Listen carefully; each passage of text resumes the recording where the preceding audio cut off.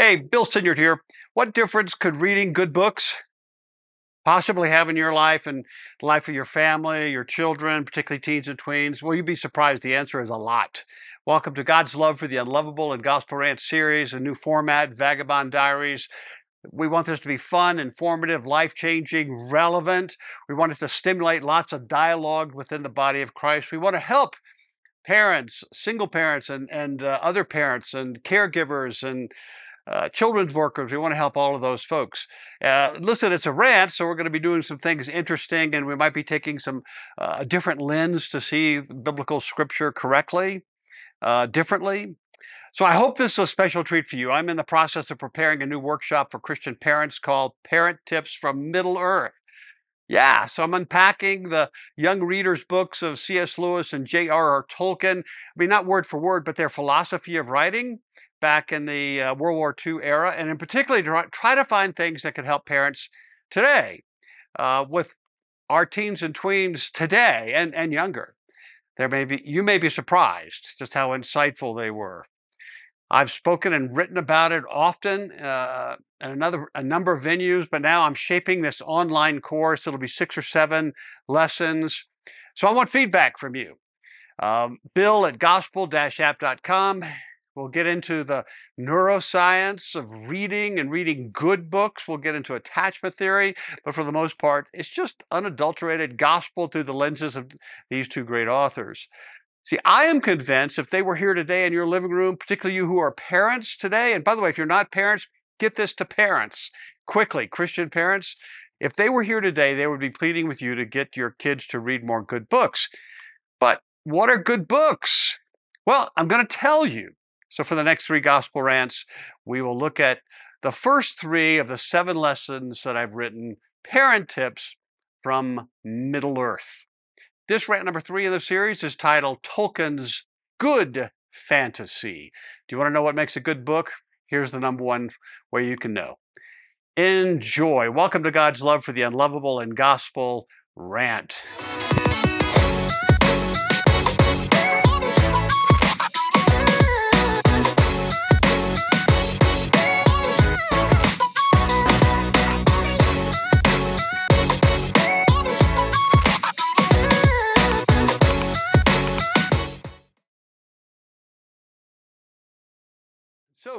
So welcome back, teen, tween, parents of teens and tweens, family members, youth ministers, teachers.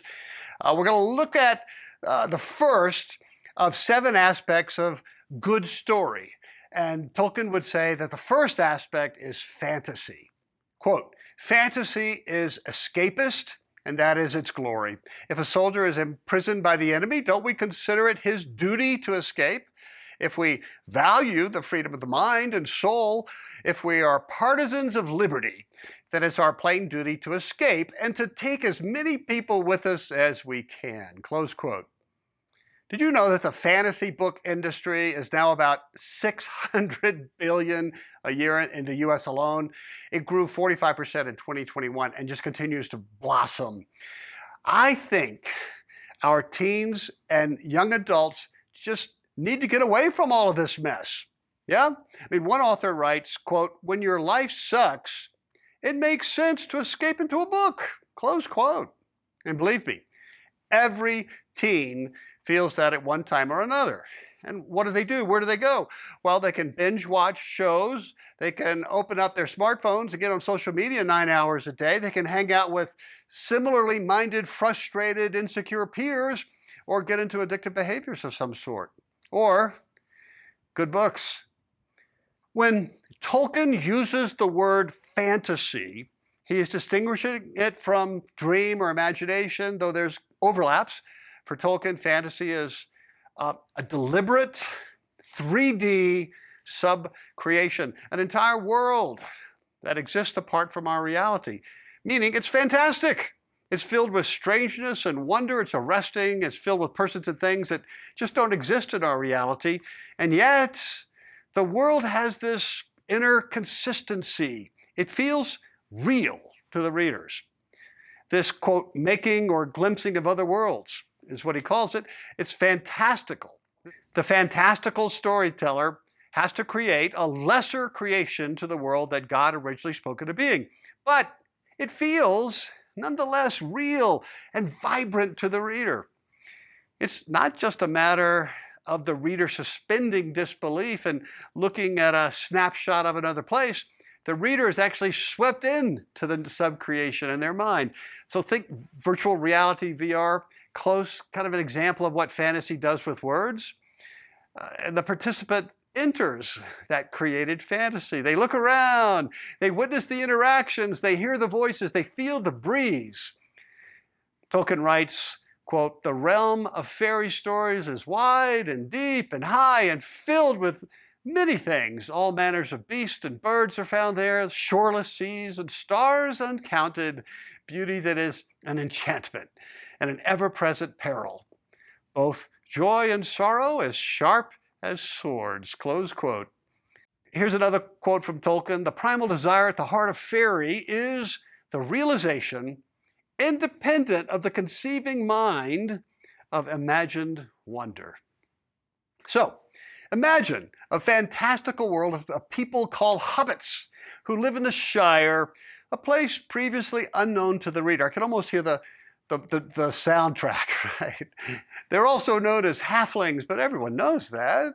The reader may be interested that we really don't know their origins, but they're likely immigrants from the southern regions of Middle-earth, below the Vales of Anduin, and settled in the Shire, somewhere around TA 1601.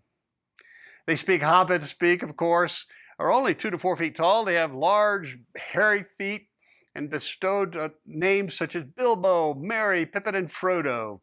They are guarded people. They like to be left alone and frown on adventure until Gandalf, this mysterious wizard, he sends Bilbo on a great adventure. Gandalf knows something about hobbits that we, the readers, can't possibly see on the surface, and even the hobbits aren't aware of. One wonders if maybe Gandalf is actually speaking of us, the readers. Maybe this is what God does to us, right? Here's what Gandalf says, quote, "Hobbits really are amazing creatures, as I've said before. You can learn all that there is to know about their ways in a month, and yet after 100 years they can still surprise you at a pinch." Fantasy, great fantasy. Or imagine an invisible school for magicians called Hogwarts that is accessible by the magical Hogwarts Express that departs from platform 9 3/4 at London's King's Cross Station. To get to the platform, you just have to run through the brick wall between platforms 9 and 10. Did you know that there were actually London children who did that? It's on YouTube. Or in my fantastic tale, The Tale of the Unlikely Prince, there's a wondrous land called Garden City, not so very far away, where dragons play baseball and have even formed leagues. The Birmingham Yellow Wings have won the tournament 3 out of the last 5 years. Dragons tried to form a soccer league a while back, but all teams had to do was find one huge dragon and sit it right in front of the net, and the score would always be 0-0. No one wanted to see that.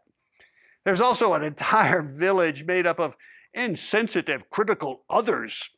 You don't want to be found there because they're emotionally unencouraging folks. Here's an excerpt. "Walking south for maybe half a day, the weary travelers came across, drumroll please, the others. Their name doesn't cause fear to rise uncontrollably like the mention of other apex predators like grizzly bears, foxes, Godzilla, Bakugan, Dragonoid Pyrus, or even Oz's flying monkeys, but in some ways they are as harmful. Maybe you've heard of emotional intelligence. EQ is the ability to sympathetically understand others because it's just a good thing to do. If you have a high EQ, you just seem to relieve relational stress around you and diffuse conflict. The others did just the opposite. Stress thrived in their wake. Come on, we all have others in our lives, often in our family. Do you remember the famous shout out from Charlie Brown's Lioness? I love humanity. It's people I can't stand. That's the others. Have you heard the other adage? Some people are like birds. You help them fly, and once they're in the air, they, on you. That's the others.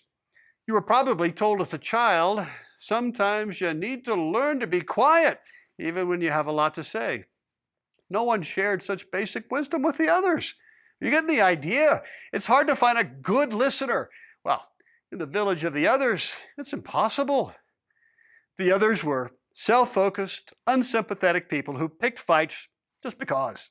And they just couldn't get any more inappropriate. The others aren't burdened with sensitive hearts. "Look, why are we here?" said one of the larger, more condescending others in a thick Cockney accent with as much contempt as humanly possible. The prince guessed that the large, oppressive hulk was the leader of the others, if they even have leaders. Pretty coat of arms. Are you a prince of some sort?" the other said, as he pointed his thick finger towards the gooey mess on the prince's chest. The others just giggled and chuckled, knowing the fun was about to begin at the expense of these two pitiful-looking visitors. The prince, despite feeling very unprincely at the moment, didn't back down. He stood up straight as his cheap flat sandals would allow, and proclaimed, "Aye, sirs, and madams, that I am the son of the great king." Even as he said it, he knew he didn't believe it himself. His whole stance deflated noticeably. "Really? The great king?" said a tall, thin female other with a high, poofy hairdo, emotionally baiting the prince even more. "Is your father? Does he know you're out here wandering around getting beat up by a couple of small dragons?" She emphasized small. "Look, your pretty coat of arms is covered with dragon spit." Fantasy. Here's Tolkien again, quote, "We need to clean our windows so that the things seen clearly may be freed from the drab blur of triteness or familiarity, from possessiveness, things that are trite or things that we have appropriated already." So, good fantasy moves people into a higher other realm. The writing somehow empowers us with very little intentional energy necessary other than just turning a page, to use our imagination and see things that don't exist as if they did. Good fantasy, though it is made up or better sub-created, is very believable. Good fantasy must, on the one hand, appear real, but on the other, it must also present an arresting strangeness to those who dwell in the mundane. It's fantastical. Good fantasy is very appealing, relatable, very important, and interesting to children and adults alike. You can't put it down. It draws you into the story experientially and intimately. Good fantasy is best transmitted by words, visual images, pictures, allegories, poetry, story.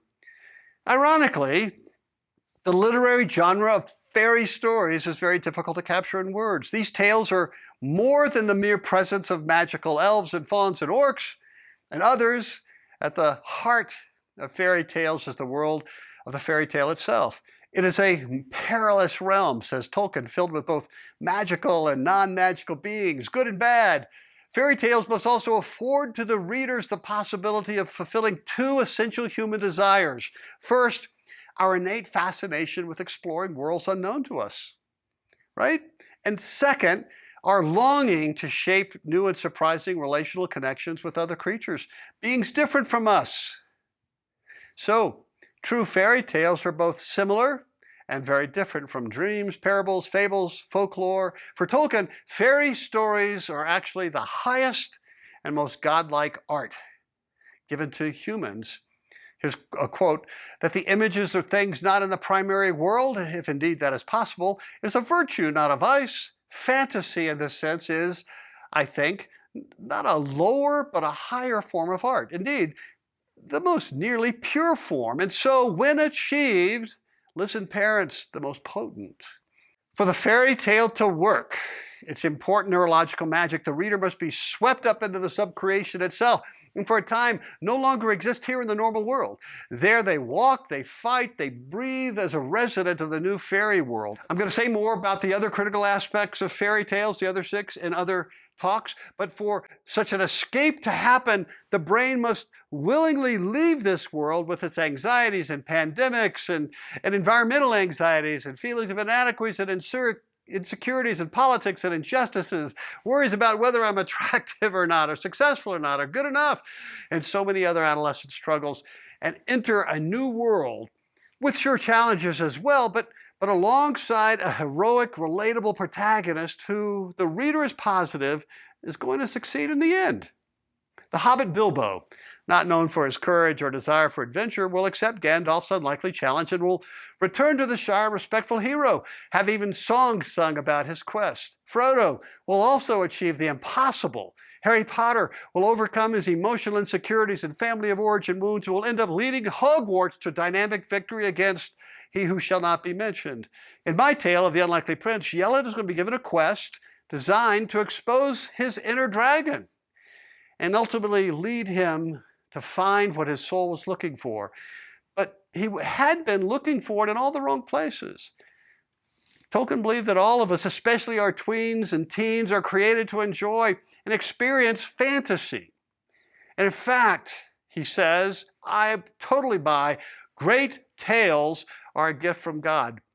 And they not only entertain us, but they expand and shape our brain. It's creativity, capacity for hope, confidence, joy, new identities. And so that when we return to our normal world, we have been changed. We've become a little bit more us, more open to the gospel of Jesus Christ, and a place beyond this insecure world and time. And this is important. Fantasy also allows readers to experiment with different ways of seeing the world and the next, and to explore complex social issues in a less confrontational manner than other means. In my second book in the Kingdom Quest series, The Storyteller's Tale, we deal with the difficult topic of family wounds, family abuse, and self-harm. In my third book, The Garden Tale, we address social media addiction. Very complicated issues, but we're going to do it in a way that 10 to 15-year-olds get. Through fantasy, we can address complex moral questions in a more playful and exaggerated manner, where there will be more openness and less defensiveness. And this is where the gospel of Jesus Christ can also penetrate young souls. So as I stated in the first talk, all of this is the reason that I'm writing fantasy tales for teens and tweens now. I may not change the world, but I may be able to help a few struggling teens and parents of teens access hope and a little confidence and a lot of joy. In the next talk, we're going to look at the second necessary element of this magical thing called fairy tales or good fantasy. It's recovery. And parents will in particular note how valuable this would be for stressed out teens. Yeah? So here's some dialogue starters I thought could help maybe parents, if you get together with other parents, or even talk to your teens and tweens if you can. First of all, push back. Second, what did you learn about Tolkien and Lewis and their insights they have about your children and parenting as well? And then for number three, what is a good fantasy and what difference could it make in your life and the life of your tweens and teens?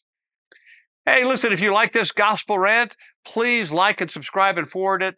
The link to a friend. Check out my award-winning fantasy books, Kingdom Quest trilogy. First, take heart, child of God.